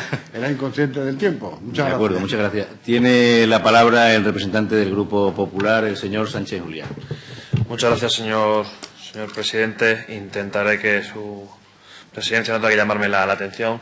Señor Vega, muchas gracias por sus palabras, muchas gracias por sus comparecencias, y agradecerle también el esfuerzo que ha hecho adelantando la hora de la comisión, pudiendo usted estar aquí a la una. Se lo agradezco en mi nombre, creo que también el de los medios de comunicación que nos están cubriendo, que por lo menos esta tarde no tendrán que venir aquí. Llevamos ya unas cuantas comparecencias y estamos escuchando muchas cosas, estamos escuchando, la verdad, que muchas puntualizaciones, y la verdad que sobre todo lo que nos llama la atención es que encontremos pues puntos de vista en estas comparecencias y valoraciones a veces tan diferenciadas. Y como que podía ser viable Caja Badajoz sola, podía ser viable o no. Creo que sinceramente es algo que pone de manifiesto dudas e inquietudes, ¿no? Bueno, voy a intentar empezar por algo que ya se ha comentado aquí, que es el caso de don José Pérez y de Intermoney. Creo que la relación entre ellos ya la ha comentado el señor Nogales. Mis compañeros ya están hartos también de ver el dibujito, pero yo creo que es muy importante y que tiene mucho intríngulis, por llamarlo de alguna forma, para que todo el mundo lo entienda. Don José Pérez, dirigente de Intermoney, anterior supervisor del Banco de España. Intermoney participada por Caja Círculo, una de las entidades con las que Caja Badajoz se fusiona y de las cuales tiene además un deterioro en sus activos inmobiliarios muy importante. Deloitte, auditora que audita a CAI, cuyo dirigente pasa a formar parte de CAI, y Ernst & Young, auditora que audita tanto a Caja Badajoz como a Caja Círculo. Muchas casualidades, muchos hilos de información, muchos hilos de conexión que creemos que tiene una importancia muy importante en todo esto, porque si el Banco de España da unas actas, si el Ministerio del Interior, donde está la señora Salgado, está presionando para que esto se haga, y aquí estas relaciones se tienen que ver ahora mismo desde un punto de vista cuanto menos sospechoso, ¿cree usted, si habiendo sido Intermoney quien llama a la puerta de Caja Badajoz para que se ponga en marcha todo este proceso con CAI y con Caja Círculo, ¿cree usted que es importante haber sabido y haber puesto de manifiesto, si no se puso, primera pregunta, se puso de manifiesto en el Consejo de Administración quién era Intermoney y se hizo una investigación de dónde venía? Y segunda pregunta, si no se hizo, ¿cree que es importante que el presidente del Consejo de Administración averigüe quién llama a su puerta, quién se sienta en su mesa y qué le pone encima de la mesa y posteriormente sea el Consejo de Administración informado de todo esto? Bueno, decir que yo desconocía esas relaciones, pero además yo creo que me vaya a permitir que rompa la lanza también a favor de los auditores. Aquí se hablan de auditoras como si fueran chalanes. No. Y yo respeto la profesión porque para eso lo soy. Y un informe de auditoría es un informe de auditoría. Aquí y en Roma. Y si metes la pata, vas a la cárcel. Por tanto, el nombre de auditores de Deloitte, de St. John's, yo respeto la profesionalidad. Y si han emitido un informe en una determinada manera, pues yo creo que es porque así debe de ser. Con respecto a si hay que investigar o no hay que investigar, es que quien me propone la novia, me da igual. Si la novia me gusta y tiene lo que dice que tiene, me vale y me basta. Y el Consejo para eso está, para valorar lo que se pone encima de la mesa. Otra cosa es que te pongan encima de la mesa una cosa que no es. Entonces sí. Pero luego después, las relaciones que pueda haber a nosotros como producto final no nos importa tanto. Podría haber sido, me imagino que el más interesado de todo esto serían los propios presidentes de CAI y de Caja Círculo. Seguro. Pero eso nosotros hacemos unas propuestas, me imagino los que estuvieron en la negociación el día a día, una propuesta de participaciones, de mantenimiento de puestos, etcétera, etcétera, etcétera, y eso al final es lo que vale. Quien lo proponga, en mi opinión, para mí es secundario. Es secundario, pero viendo este entramado de casualidades, teniendo en cuenta que al hecho que vamos a recurrir posteriormente, que es el hecho que pone un punto de inflexión, que es la aparición de esas actas, pues cuanto menos en esta comisión de investigación, pues sí que le queremos dar y le damos la importancia que creemos que tiene. Ustedes tuvieron que tomar decisiones importantes en una situación evidentemente complicada y en ningún momento lo ponemos en duda. Sabemos que la situación no era fácil y sobre todo pues cuando hay datos que venden una cosa y posteriormente en el Consejo de Administración, pues un día del mes de enero, habiendo sido firmado ya el SIP, habiendo sido firmado el contrato, pues se da por parte del presidente del Consejo de Administración, según nos han informado diferentes consejeros, por parte del presidente se da la información de que hay unas actas de inspección del Banco de España, pues el señor Miguel Ángel Fernández Ordóñez era el gobernador, diciendo que no era oro todo lo que relucía. ¿Cómo presenta el presidente del Consejo esta información? ¿Qué soluciones, qué caminos, qué vías pone encima de la mesa? Bueno, en primer lugar decir que la situación no es que fuera fácil, es que era incierta. Es decir, una cosa fácil o difícil, otra cosa es incierta. Incierta conlleva siempre un riesgo en la asunción o una incertidumbre en la asunción de las decisiones, ¿no? Claro, ¿por qué? Pues porque desde el Banco de España y desde el Ministerio cada día venían, a partir ya de 2011, cada día venían órdenes nuevas. 2010 fue una vorágine, el 2011 continuaron y muchas veces estábamos tomando decisiones a futuro, pero de un día para otro. Entonces todo esto la verdad es que generaba bastante estrés. ¿Cómo presenta el presidente? Pues muy cabreado, indignado. Las cosas como son. Indignado. Y ese nivel de indignación se trasladó al Consejo. Los miembros del Consejo, pues todo el mundo no entendió. Tanto es así que se fueron a negociar con el Banco de España una nueva situación. O de retorno o de complementación de lo que había.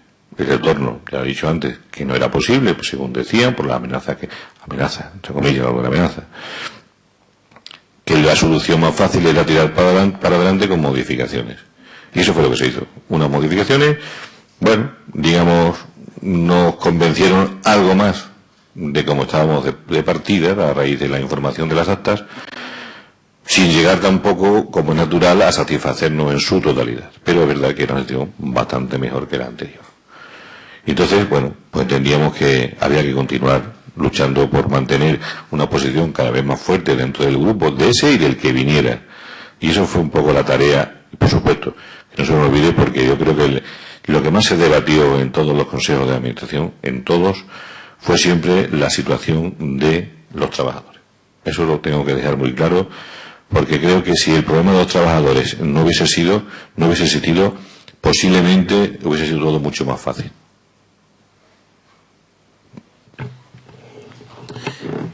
Señor Vega, ¿vieron ustedes las actas del Banco de España? O sea, si estuvieron en la sede de Caja Badajoz. Yo no recuerdo haberlas visto, pero creo que estaban... No, perdón. Creo que las actas no se llegaron a ver. Yo no las he llegado a ver. Yo personalmente no las he llegado a ver. Si te refieres a eso, yo no las he llegado a ver. ¿Y no sé si estuvieron allí en la sede? No lo puedo decir. Usted no lo vi. Muy bien, usted no lo puede corroborar. En el momento en que sucede este boom con las actas, evidentemente se va al Banco de España, pero ¿usted cree que se podría haber conseguido invalidar un contrato, un SIP?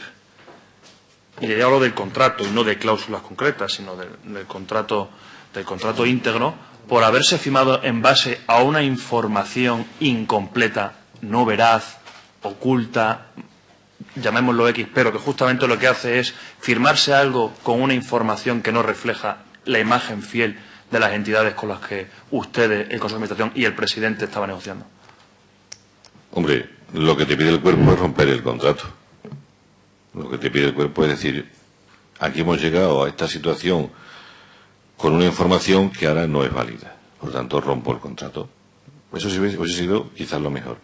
Se nos plantearían otro tipo de problemas, pero te quedaríamos a gustito. Pero el problema está en cuanto a ti te dicen, no, mire usted esto que no lo puede romper, porque si usted lo rompe, yo le penalizo. Y entonces ahí es donde entra la discusión. Mire usted, ¿con cuánto me va a penalizar o cuánto me va a dar a cambio? Para saber si tengo que elegir o susto o muerte, como dice el chiste, ¿no? No, mire usted, si tira para atrás, tiene usted una penalización. Una penalización que conlleva una situación muy difícil, incluso podemos hablar de quiebra técnica. Bueno, usted nos penaliza a nosotros con el 30% y nosotros tenemos estas serias dudas de poder continuar funcionando con esa penalización. Y el paso siguiente de no poder continuar funcionando es una intervención. Hombre, pues si nos intervienen ya sí que salimos nosotros de todos los órganos de gobierno y aquellas premisas iniciales de partida que habíamos, porque estaba claro, si a nosotros nos intervienen, nos trocean y nos parten y nos venden. Eso ya había pasado antes, ¿no? Y ese era el miedo que había. El miedo que había que dijeran, venga, de la plantilla 500, 200 a Bilbao, 300 a Santander y 200 a Murcia, por ejemplo. Y eso hubiese hecho posiblemente eso. Claro, tú no podías arriesgarte a eso, no podías arriesgarte a que alguien viniera a decirte, a partir de ahora ustedes no tienen nada que ver, somos nosotros los que vamos a regir los destinos de la gente y del capital de la caja. Y claro, pues ahí no quedó más remedio que una huida hacia adelante. Pero usted me está hablando de romper este contrato en base también, además, a una de las cláusulas que sí que estaba reflejada en el SIP, donde se quedaba claro que la penalización por cualquier entidad que se excluyese o fuese separada de este SIP, pues tendrá una penalización del 30% de los recursos propios. Una cláusula que no da opción a ningún movimiento en caso de situaciones como las que nos hemos encontrado. Y esto es una cláusula que queda firmado en el contrato. Entonces, primera pregunta, ¿quién elabora el contrato con una cláusula que no da ningún tipo de movimiento en caso de que una de las entidades sea engañada, como hemos podido constatar? Y dos, yo no le pregunto por si la opción de salirse. Yo le pregunto por una opción que es intentar buscar una nulidad de un contrato firmado en base a algo que no es tal y como se presenta. Es decir, que esa penalización vía contrato quede fuera de juego. Porque yo creo, y creo que según lo que se está manifestando aquí, y creo que estamos todos de acuerdo en que el Banco de España no da que da una información en el momento en que no hay vuelta atrás, esto, mis pocos conocimientos jurídicos podrían calificarlo como un documento doloso. Por lo tanto, esta condición quedaría eliminada y tendríamos un nuevo escenario en el cual Caja Badajoz, tanto con CAI, con Banco de España y con Caja Círculo, podrían haber tenido otro escenario, aunque se hubiese tenido que dilatar la misma función unos meses, pero daba un escenario y un margen de maniobra. Eso se valoró y se puso por parte del presidente decir vamos para adelante, o directamente no se valoró. Claro que se valoró. Claro que se valoró. ¿Cómo no se valoró si lo ha repetido ya 2 veces que se fueron a hablar con el presidente del Banco de España 4 señores para intentar echarse atrás? Como una opción. El problema es que era mucho peor para la caja.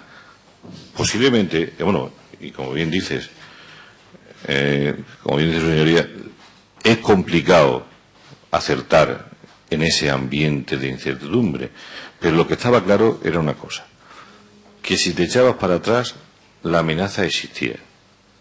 Yo no sé si le van a cumplir o no, creo que sí, Mucho me temo que en aquellos momentos sí. Claro, tú te planteas, bueno, y si yo denuncio esto por dolo, por incumplimiento, por lo que sea, vale, y lo aceptan, y al día siguiente, pues comenzamos otra andadura, pero con el Banco de España encima de ti. Porque la penalización que yo te hago por esto, tú dices, ¿legalmente se podría haber anulado? Pues posiblemente, sí. Ahora, después de dicho lo dicho, ¿interesaba anular esto?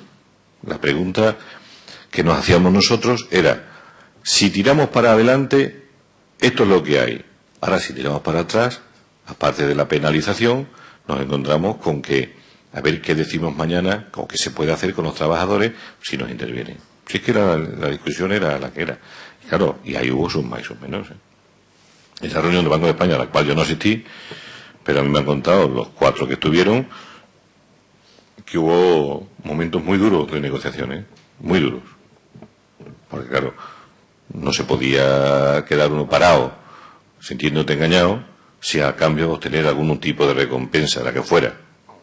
Y yo creo que parte también de la condición o de la consideración que se le ha dado a los trabajadores, en parte posiblemente radique también ahí, sin poder establecer una correlación causa-efecto, pero posiblemente también radique ahí, en esa permisividad que hubo también a lo mejor, decir, oye, mira, venga, si tiramos para adelante y nos dais otras condiciones, que nosotros podamos paliar en parte el efecto negativo de lo que está sucediendo, posiblemente, y así fue.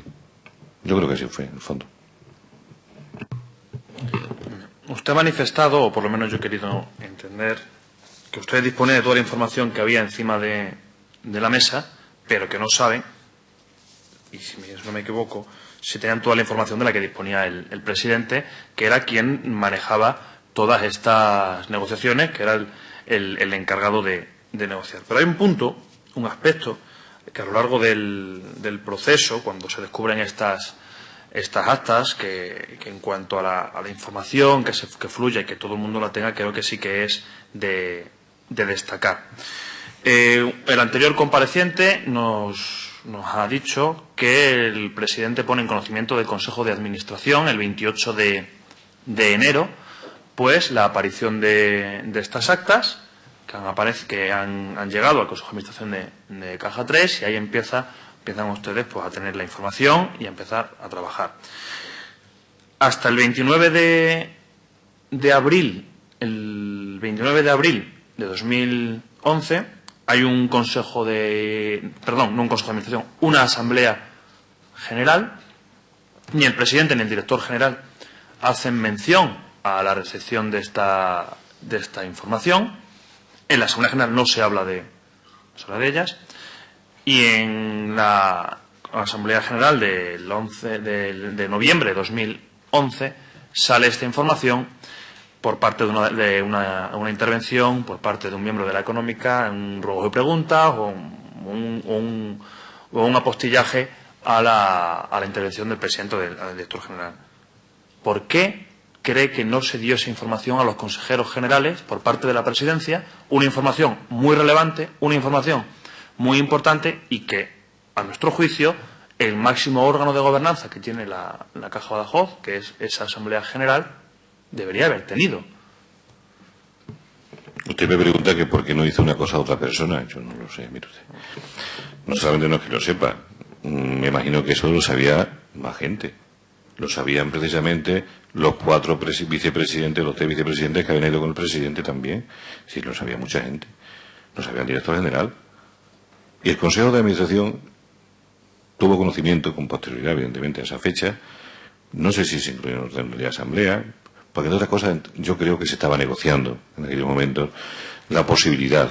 Todavía no estaba todo del todo zanjado, ni en un sentido ni en otro.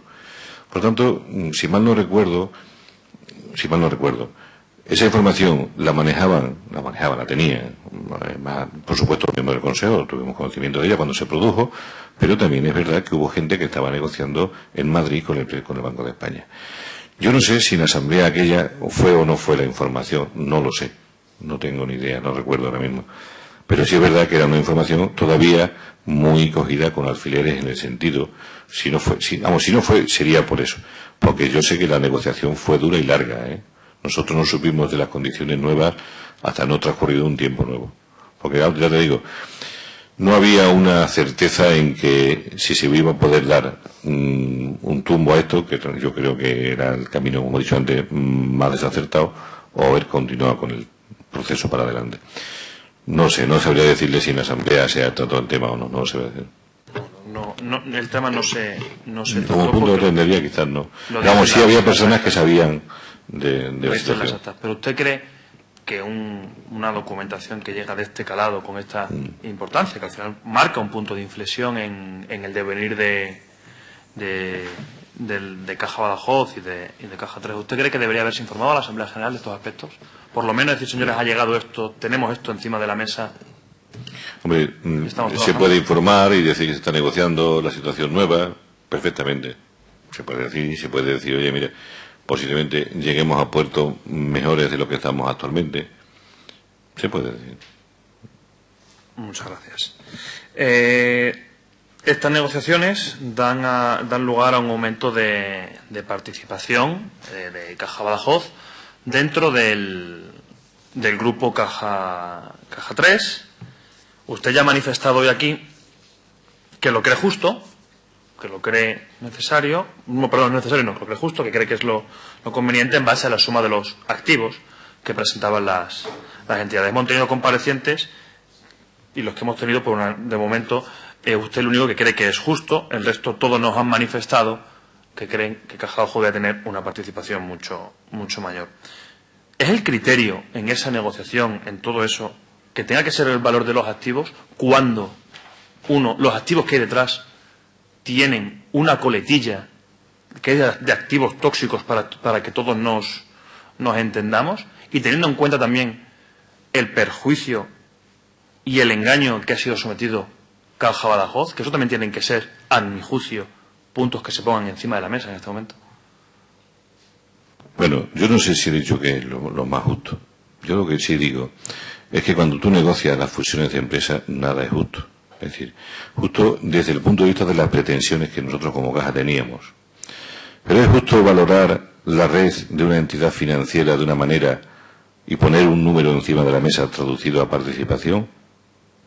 De momento es subjetivo. De momento es subjetivo. Mire, yo estoy harto de hacer valoraciones de empresas. Y al final, el valor patrimonial tiene un peso, uno.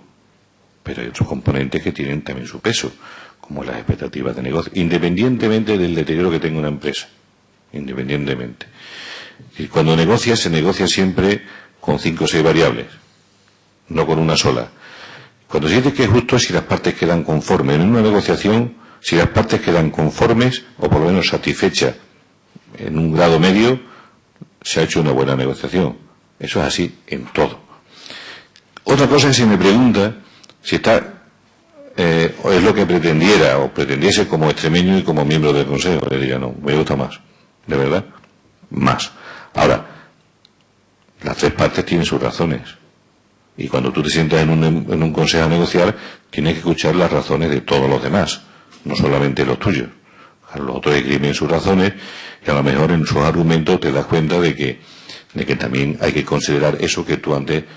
Es que tú no puedes ir con tu bandera solamente a una negociación, hay que escuchar a todo el mundo. Por eso es decir, es que, como ha preguntado alguien, no sé quién ha sido, es que eso vale cero, ¿vale? O vale muy poco, o que vale... No, mire usted, ninguna empresa vale 0 pesetas. Sí que hasta las que están quebradas valen dinero. Hasta las que están quebradas valen dinero por el tema de la fiscalidad. O sea que nada vale cero. Y en este caso estamos hablando de empresas que valen muchos millones. ¿Cuántos? Bueno, pues la negociación es la que allana todo esto. Por eso digo que cuando las partes quedan conformes o medianamente conformes, bueno, pues eso es lo más razonable. Si los anteriores han dicho otra cosa, yo discrepo. Yo hago, en este caso hablo como profesional y hablo también como miembro del Consejo, porque todo esto que está planteando aquí, lo he dicho antes, ¿no? Se ha planteado encima de la mesa del Consejo y todo el mundo estaba de acuerdo. Sí, pero bueno, una de las razones de peso que por lo que se producen esas negociaciones es, uno, Caja Badajoz ha firmado un SIP con una información incompleta o que no era verdadera, y dos, sobre todo, ese daño. Pero yo creo que la evaluación y el problema es que no se vio que había ahí. Y en esta negociación, donde todo el mundo dice que se podía haber sacado más, creo que el peso de los argumentos de Caja Badajoz tiene que tener un peso específico. Y sobre todo teniendo en cuenta ese análisis de los activos del patrimonio que estamos hablando. Teniendo en cuenta que luego ya a posteriori, gran parte de ese patrimonio se va a la sociedad de activos tóxicos, el mal llamado Banco Malo, al Sareb, y donde la aportación, dentro de la aportación global que hace Caja de Badajoz a esos activos, aunque sea ya parte de Caja 3, pero los que van provenientes de la antigua Caja Badajoz en ese momento, es mínimo en comparación con lo que aportan las otras dos entidades. Yo creo, y me va a permitir que haga esta valoración, que ese peso, el peso de las decisiones de Caja Badajoz, porque esa negociación se produce por algo, tiene que ser muy importante. Sí, hay que escuchar a otras dos partes, pero ¿no cree que además que ese peso tiene que ir siendo mayor habiendo visto una segunda ampliación de participación? Bueno, yo creo que es lo explicante, ¿no? Yo creo que la posición inicial de deterioro por la aparición de esos activos tóxicos quedó corregida con ese incremento del 24,5 al 29 y posteriormente al 32. Yo he dicho antes que patrimonialmente la empresa como Caja Badajoz no sufre. Por tanto, es cierto que los otros dos aportan más tóxicos que Caja Badajoz. Por eso el Banco de España les obliga a reconocer un mayor porcentaje a Caja Badajoz que a los otros. Le obliga a reconocer en el accionariado final, piensa una cosa, del 12% que tenemos nuevamente en nivel Caja Banco, bueno, ya en el banco fusionado, nosotros nos quedamos con el 4%. Es decir, estamos prácticamente igual que las otras entidades. CAI, antes de empezar todo esto, una entidad muy superior a Caja Badajoz. Círculo no, Círculo estaba como nosotros, pero la CAI era muy superior. Y es que se queda igual que nosotros. Es decir, por eso digo que las razones nuestras, que está muy bien en esgrimirlas, y yo soy defensor de ellas, pero claro, una cosa es intentar sacar mucho y otra cosa es sentarte a negociar con el otro y decir, no, mira, yo puedo perder 2/3 partes de mi patrimonio, pero el total no. Si al final es lo que ha quedado. Al final es lo que ha pasado. Por tanto, es cierto que ellos tenían un deterioro muy superior al nuestro, que se ha intentado corregir con una participación mayor en el resultado final del accionariado, tanto del SIP como de la nueva fusión que se ha producido en el banco. Es cierto. ¿Eso corrige todo el año? Pues no sabría decirlo, la verdad. Yo pienso que a muchos trabajadores, sí. A los miembros del Consejo, pues creo que también a una gran parte de ellos, por lo menos eso es lo que se ha manifestado en el Consejo. Si fuera del Consejo, si se manifiesta otra cosa, entiendo que es una deslealtad, porque para eso está el Consejo de Administración, para decir lo que haya que decir. Ese es el órgano competente, compañero. Ahora, otra cosa es, luego después, hablar, que no se ha hablado aquí en esta comisión, del futuro de lo que tenemos por delante, que quizás sea lo más preocupante, en mi opinión. Hablar del futuro de las entidades, de la Caja, o del grupo que estamos ahora mismo inmersos. Eso a mí sí me produce zozobra. ¿Qué pasará a los 3 años en las entidades financieras? Me produce.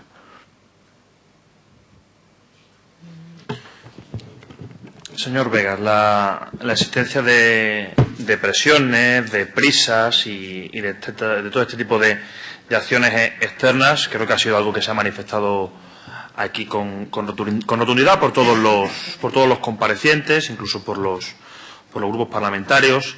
Yo esta pregunta también se la he hecho antes al anterior compareciente. ¿Usted cree que todas estas prisas, que todas estas presiones han hecho que en las negociaciones no se hayan tenido en cuenta ciertos detalles, ciertos aspectos y que eso haya luego pasado factura, que eso haya podido hacer que el proceso no se haya hecho con el 100% de las garantías?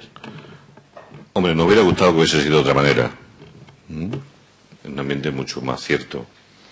En un universo donde las decisiones que tomas tengan una correlación en los efectos que producen. Pero eso había que pasarlo, y había que vivirlo, y había que estar allí, y había que tomar decisiones. Pero sí es verdad, nos hubiera gustado que hubiese sido de otra manera. Detalles, pues mire, si se han pasado detalles por parte de Caja Badajoz, también se habrán pasado detalles por parte de las otras entidades. Porque yo me imagino que al mismo estrés hemos estado obligados todos. Yo estoy seguro de que si el CAI no le obligan a dar este paso, tampoco creo que se da. Digo CAI y posiblemente Círculo. Posiblemente, tampoco lo hubieran dado. Por tanto, ¿se puede haber pasado alguna cosa? No sé qué se podría haber pasado. Yo creo que se han puesto encima de la mesa todo lo valorable, salvo lo que se ha comentado aquí, yo coincidimos, yo creo que casi todos, con las actas del Banco de España, ¿no? Que hubiese sido otra situación diferente si las actas del Banco de España. Hombre, claro, es que si las actas del Banco de España no hubieran aparecido porque no hubieran existido, nosotros no tendríamos un 32% en el banco, tendríamos lo que teníamos antes. En el SIP un 24,5% y y ahora mismo en la integrada no tendríamos un 4, tendríamos bastante menos. Por tanto, si la dificultad está en si la corrección que se introduce una vez que se deterioran, que se descubren activos tóxicos, es corregida o no en su totalidad por esa mejora que nos dan a nosotros. Un minuto. Entonces ahí, bueno, me callo. Sí. Y ya para finalizar, dentro de estas presiones que usted ha comentado por parte del Banco de España, del señor Fernando, que dirigía el señor Fernández Ordóñez, del Ministerio que dirigía la por aquel entonces vicepresidenta económica, la señora Salgado, son dos organismos públicos al final contra una entidad financiera. ¿Qué gestiones se hicieron? ¿Se hicieron gestiones a través del Consejo de la Presidencia con el Gobierno de Extremadura, con la Junta de Extremadura, para que ésta defendiese los intereses e intercediese ante el Banco de España y el Ministerio? Me consta que el señor presidente llamó reiteradas ocasiones a la Junta de Extremadura, a órganos de la Junta de Extremadura. No sé si fue al señor consejero, no lo sé, a Antonio Fernández, incluso creo que al propio presidente para informarle de la situación. Creo. Sí es verdad que, evidentemente, como no puede ser de otra manera, la Junta de Extremadura aprobó también la fusión, el primer paso del SIP. Eso sí, hasta ahí, porque yo después ya me fui. Ya no sé lo que ha pasado más, ¿no? Pero bueno, hasta ahí sí sé que se hicieron llamadas, por lo menos llamadas, porque en un fax nos lo comunicó a nosotros, no nosotros, al Consejo de Administración, el señor presidente, de que hubiera constancia de esas llamadas, tanto al señor consejero como al señor presidente de la Junta. Eso sí tengo constancia. Pues muchas gracias por sus palabras. Gracias a vosotros. Muchas gracias, señor Sánchez Juliá. Muchas gracias, señor Vega Jiménez. A continuación, dispondrá usted de los 10 minutos finales de esta comparecencia por si quisiera apostillar, a clarificar cualquier circunstancia. No, yo creo que después de todas las preguntas que se han formulado y que yo he respondido como buenamente sabido, queda claro una cosa, ¿no? Es decir, el proceso era necesario, en mi opinión, era necesario, estábamos abocados a una estructura superior. Todo fue medianamente bien hasta que esa aparición de las actas del Banco de España, que si no hubieran aparecido, evidentemente, todo hubiese sido un camino mucho más feliz. Habríamos tenido menos peso, pero bueno, no habrían suscitado o sentirse, como estamos o nos sentimos en aquel momento, un poco engañados, ¿no?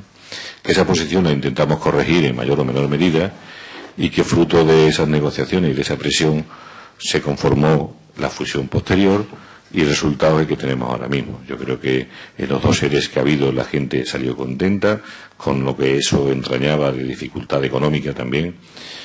Y, bueno, el panorama, el horizonte a medio o corto plazo, digamos que está salvado. Entonces entiendo que la gestión que se ha hecho, yo creo que era la correcta, aunque se podrían haber, evidentemente, mejorado, todo es susceptible de mejorarse. Don Celestino Vega Jiménez, quiero hablar en nombre de todos los miembros de esta comisión, agradecerle de nuevo su presencia hoy aquí, su comparecencia, además esa generosidad que ha tenido por venir esta mañana cuando ha sido requerido y también, por lo tanto, en virtud precisamente de esta comparecencia y una vez habiéndose sustanciado lo que la segunda parte que esta comisión tenía prevista para esta tarde, se levanta la sesión no habiendo más asuntos que tratar. Muchas gracias.